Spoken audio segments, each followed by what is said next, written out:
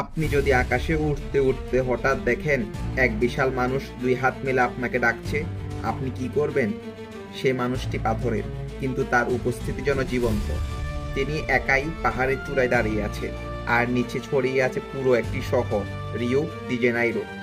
আজ আমরা জানবো সেই রহস্যময় বিশাল ভাবমূর্তির গল্প, ক্রিস্ট দ্য রেডিমার, যা শুধু ভাস্কর্য নয়, এক অনুভব, এক প্রতীক, এক বিস্ময়। ব্রাজিলের বুকে 2000 ফুট উপরে কার্কোভাদো পাহাড়ের চূড়ায় দাঁড়িয়ে আছেন তিনি।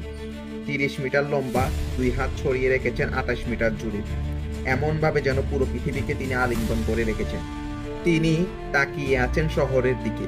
তাকে দেখে মনে হয় তিনি কেবল একটি মূর্তি নন, তিনি যেন বলছেন, আমি আছি, তোমার সকল ক্লান্তি, ব্যথা আর ভয় দূর করতে।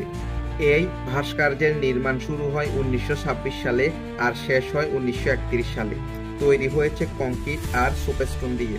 তাতে সময় লেগেছে 5 বছর, কিন্তু সৃষ্টি হয়েছে চিরন্তন এক প্রতীক, আস্থা, শান্তি আর ভালোবাসার প্রতীক। 2007 সালে একে ঘোষণা করা হয় বিশ্বের নতুন 7 আশ্চর্যের একটি। আর এই মূর্তি শুধু খ্রিস্টানদের নয়, এটি পুরো মানবজাতির একতার আর সহমর্মিতার এক অনন্য দৃষ্টান্ত।